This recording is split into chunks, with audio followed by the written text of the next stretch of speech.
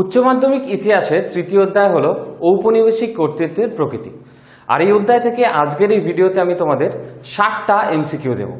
যে কটা এমসিকিউ দেব এই প্রত্যেক কটা এমসিকিউ কিন্তু তোমাদের বিগত বছর উচ্চ মাধ্যমিক পরীক্ষায় এসছে, টেস্ট পেপারে বারবার করে দেওয়া রয়েছে এবং সংসদ নমুনা প্রশ্ন বা তোমাদের যে বিভিন্ন মক টেস্টগুলো নেওয়া হয়েছে সেই মক টেস্টের প্রশ্ন সমস্ত কিছু মিলিয়ে এরকম 60টা প্রশ্ন আমি তোমাদের সামনে উপস্থাপন করব। তাহলে চলো ভিডিওটা দেরি না করে আমরা শুরু করি। দ্বাদশ শ্রেণীর ইতিহাসের তৃতীয় অধ্যায় হলো ঔপনিবেশিক কর্তৃত্বের প্রকৃতি। এই অধ্যায়ের গুরুত্বপূর্ণ এমসিকিউ। বাংলার দ্বৈত শাসনের অবসান ঘটে কবে? বাংলার দ্বৈত শাসনের অবসান ঘটে 1772 খ্রিস্টাব্দে।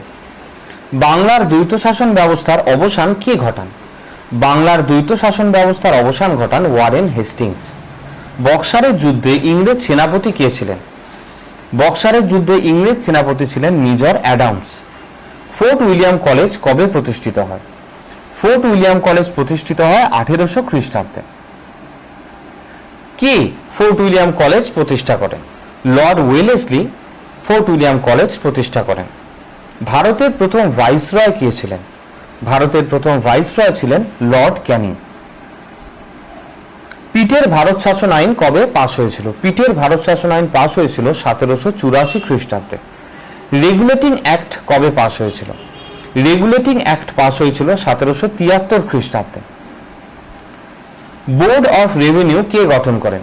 বোর্ড অফ রেভিনিউ গঠন করেন ওয়ারেন হেস্টিংস। দস্তক কথাটির অর্থ কি? দস্তক কথাটির অর্থ হলো বাণিজ্যিক ছাড়পত্র। পলাশির যুদ্ধের সময় ইংরেজদের সেনানায়ক কে ছিলেন? পলাশির যুদ্ধের সময় ইংরেজদের সেনানায়ক ছিলেন রবার্ট ক্লাইভ। ভারতের মিকিয়াভেলি নামে কে পরিচিত? ভারতের মিকিয়াভেলি নামে পরিচিত নানা ফড়নবিস। বিদারার যুদ্ধে কারা ইংরেজদের হাতে পরাজিত হয়? বিদারার যুদ্ধে ওলন্দাজরা ইংরেজদের হাতে পরাজিত হয়। Poverty and un-British rule in India গ্রন্থটি কে রচনা করেন? Poverty and un-British rule in India গ্রন্থটি রচনা করেন দাদাভাই নওরোজি। ইংরেজদের প্রবর্তিত কোন বন্দোবস্তের সঙ্গে সূর্যাস্ত আইন জড়িত ছিল? ইংরেজদের প্রবর্তিত চিরস্থায়ী বন্দোবস্তের সঙ্গে সূর্যাস্ত আইন জড়িত ছিল। কত খ্রিস্টাব্দে ফারুকশিয়ার ইংরেজ কোম্পানিকে ফরমান দেন? 1717 খ্রিস্টাব্দে ফারুকশিয়ার ইংরেজ কোম্পানিকে ফরমান দেন। কোন বিষয়কে ভারতের ব্রিটিশ শাসনের ইস্পাত কাঠামো বলা হয়? ভারতীয় আমলাতন্ত্রকে ভারতের ব্রিটিশ শাসনের ইস্পাত কাঠামো বলা হয়। আমিনি কমিশন কে গঠন করেন? আমিনি কমিশন গঠন করেন ওয়ারেন হেস্টিংস। কবে পানিপথের তৃতীয় যুদ্ধ সংগঠিত হয়েছিল? পানিপথের তৃতীয় যুদ্ধ সংগঠিত হয়েছিল 1761 খ্রিস্টাব্দে। ভারতীয় রেলপথের জনক কাকে বলা হয়? ভারতীয় রেলপথের জনক বলা হয় লর্ড ডালহৌসিকে। কোথায় ভারতের প্রথম রেলপথ প্রতিষ্ঠিত হয়?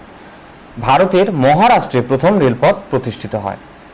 ব্রিটিশ শাসন ব্যবস্থার তৃতীয় স্তম্ভ কি ছিল? ব্রিটিশ শাসন ব্যবস্থার তৃতীয় স্তম্ভ ছিল পুলিশ। কলকাতায় কবে সুপ্রিম কোর্ট স্থাপিত হয়? কলকাতায় সুপ্রিম কোর্ট স্থাপিত হয় 1774 খ্রিস্টাব্দে। সর্বশেষ চার্টার অ্যাক্টটি কবে পাস হয়? সর্বশেষ চার্টার অ্যাক্ট পাস হয় 1853 খ্রিস্টাব্দে। কত খ্রিস্টাব্দে বাংলায় 76-এর মন্বন্তর দেখা দেয়? 1770 খ্রিস্টাব্দে বাংলায় 76-এর মন্বন্তর দেখা দেয়। আর এটাকে কেন 76-এর মন্বন্তর বলা হতো? তার কারণ 1176 বঙ্গাব্দে এই মন্বন্তর হয়েছিল বলে একে 76-এর মন্বন্তর বলা হতো।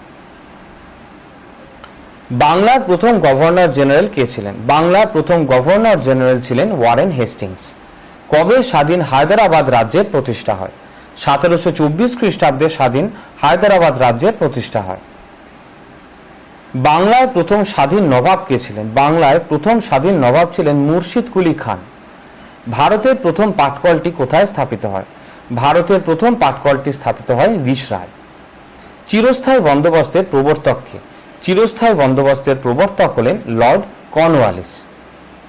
ভারতের কোন রাজ্যে ইংরেজরা প্রথম রাজনৈতিক আধিপত্য প্রতিষ্ঠা করে? বাংলাতে ইংরেজরা প্রথম রাজনৈতিক আধিপত্য প্রতিষ্ঠা করে। বন্দিবাসের যুদ্ধ কত খ্রিস্টাব্দে হয়েছিল? বন্দিবাসের যুদ্ধ হয়েছিল 1760 খ্রিস্টাব্দে। পাঁচশালা বন্দোবস্ত কে চালু করেন? পাঁচশালা বন্দোবস্ত চালু করেন ওয়ারেন হেস্টিংস। রায়তওয়ারি বন্দোবস্ত কোন প্রেসিডেন্সিতে চালু হয়? রায়তওয়ারি বন্দোবস্ত চালু হয় মাদ্রাজ প্রেসিডেন্সিতে। শ্রীরামপুর ত্রয়ী নামে কারা পরিচিত? উইলিয়াম কেরি, উইলিয়াম ওয়ার্ড এবং জসুয়া মার্সম্যান এই তিনজন শ্রীরামপুর ত্রয়ী নামে পরিচিত। কোন বিষয়ের সঙ্গে গ্যারেন্টি ব্যবস্থা যুক্ত ছিল? রেলপথের প্রসার এই বিষয়টির সঙ্গে গ্যারেন্টি ব্যবস্থা যুক্ত ছিল। কে ব্রিটিশ আমলাতন্ত্রকে ইস্পাত কাঠামো বলেছেন? শেখর বন্দ্যোপাধ্যায় ব্রিটিশ আমলাতন্ত্রকে ইস্পাত কাঠামো বলেছেন। ভারতের প্রথম কয়লা খনি কোথায় আবিষ্কৃত হয়? ভারতের প্রথম কয়লা খনি আবিষ্কৃত হয় রানীগঞ্জে। বেঙ্গল কেমিক্যালের প্রতিষ্ঠাতা কে? বেঙ্গল কেমিক্যালের প্রতিষ্ঠাতা হলেন প্রফুল্লচন্দ্র রায়। সুপ্রিম কোর্টে সাধারণ বিচারপতির সংখ্যা কত? সুপ্রিম কোর্টে সাধারণ বিচারপতির সংখ্যা 3 জন। আলীনগরের সন্ধি কবে স্বাক্ষরিত হয়? আলীনগরের সন্ধি স্বাক্ষরিত হয় 1757 খ্রিস্টাব্দে 9 ফেব্রুয়ারি। সলবাইয়ের সন্ধি কবে স্বাক্ষরিত হয়? সলবাইয়ের সন্ধি স্বাক্ষরিত হয় 1782 খ্রিস্টাব্দে। কে সম্পদের নিষ্কাশন তত্ত্ব প্রচার করেন? দাদাভাই নওরোজি সম্পদের নিষ্কাশন তত্ত্ব প্রচার করেন। কোন সন্ধির দ্বারা পেশোয়া পদ বিলুপ্ত হয়? পুনা সন্ধির দ্বারা পেশোয়া পদ বিলুপ্ত হয়েছিল। কাকে ভারতের আধুনিক শিল্প প্রচেষ্টার পথপ্রদর্শক বলা হয়? দ্বারকানাথ ঠাকুরকে ভারতের আধুনিক শিল্প প্রচেষ্টার পথপ্রদর্শক বলা হয়। কত খ্রিস্টাব্দে ব্রিটিশ ইস্ট ইন্ডিয়া কোম্পানি দস্তক লাভ করেন? 1717 খ্রিস্টাব্দে ব্রিটিশ ইস্ট ইন্ডিয়া কোম্পানি দস্তক লাভ করেন। ভারতীয় চট শিল্পের মূল হোতা কারা ছিলেন? ভারতীয় চট শিল্পের মূল হোতা ছিলেন মারোয়ারিরা। হিতবাদ এর উদ্ভাবক কে ছিলেন? হিতবাদের উদ্ভাবক ছিলেন জেরেমি বেনথাম। নানকিং এর চুক্তি কবে স্বাক্ষরিত হয়? নানকিং এর চুক্তি স্বাক্ষরিত হয়েছিল 1842 খ্রিস্টাব্দে। কত খ্রিস্টাব্দে ক্যান্টন বাণিজ্যের অবসান ঘটে? ক্যান্টন বাণিজ্যের অবসান ঘটেছিল 1842 খ্রিস্টাব্দে। কোন দেশে ম্যাকাও বন্দর অবস্থিত? ম্যাকাও বন্দর অবস্থিত চীনে। শিমনোসেকির সন্ধি কাদের মধ্যে স্বাক্ষরিত হয়? শিমনোসেকির সন্ধি স্বাক্ষরিত হয় চীন ও জাপান এই দুটি দেশের মধ্যে 1895 খ্রিস্টাব্দে। কোহং কি? কোহং হলো একটি বাণিজ্যিক সংগঠন। 1842 সালের 29 আগস্ট চীনে কোন চুক্তি স্বাক্ষরিত হয়? 1842 সালের 29 আগস্ট চীনে নানকিং এর সন্ধি স্বাক্ষরিত হয়। জেমস মিল ছিলেন একজন সঠিক উত্তর উপযোগবাদী। পিটের ভারত শাসন আইন প্রণীত হয় কবে? পিটের ভারত শাসন আইন প্রণীত হয় 1784 খ্রিস্টাব্দে। রেগুলেটিং অ্যাক্ট কবে চালু হয়? রেগুলেটিং অ্যাক্ট চালু হয় 1773 খ্রিস্টাব্দে। বোগ এর সন্ধি হয় কবে? বোগ এর সন্ধি হয় 1843 খ্রিস্টাব্দে। সুপ্রিম কোর্টের প্রথম প্রধান বিচারপতির নাম কি? সুপ্রিম কোর্টের প্রথম প্রধান বিচারপতির নাম হলো স্যার এলিজা ইম্পে। পিকিং এই সন্ধি কবে হয়? পিকিং এর সন্ধি হয় 1860 খ্রিস্টাব্দে। আজকের এই ভিডিওতে যে প্রশ্নগুলো তোমরা দেখলে এই প্রশ্নগুলো কিন্তু এই অধ্যায়ের চূড়ান্ত গুরুত্বপূর্ণ প্রশ্ন। তার মানে এই নয় যে শুধুমাত্র এই অধ্যায় থেকে 60টা প্রশ্ন করলেই কিন্তু তোমাদের হয়ে যাবে। দেখো, আমি সরাসরি কথা বলতে পছন্দ করি, সেই কারণে বলছি এমসিকিউ বা এসিকিউতে যদি ফুল নাম্বার পেতে চাও তাহলে কিন্তু তোমাকে টেক্সট বইটা খুঁটিয়ে খুঁটিয়ে পড়তেই হবে, তার কোনো বিকল্প হয় না। টেক্সট বইটা পড়ার পর এই যে 60টা প্রশ্ন আমি দিলাম এই প্রশ্নগুলোকে তোমরা একদম পুরো ঠোঁটস্থ করে নেবে, যাতে একদম তোমাদের প্রশ্ন করলেই যাতে তার উত্তরটা তোমরা সরাসরি দিতে পারো। এই প্রশ্নগুলো এইরকমভাবে রেডি করবে, তাহলে কিন্তু উচ্চ মাধ্যমিক পরীক্ষায় তোমরা অনেক ছাত্রছাত্রীদের থেকেই অনেকটাই এগিয়ে থাকবে। আজকের এই ভিডিওটা কেমন লাগলো এটা অবশ্যই জানাতে কমেন্ট করো।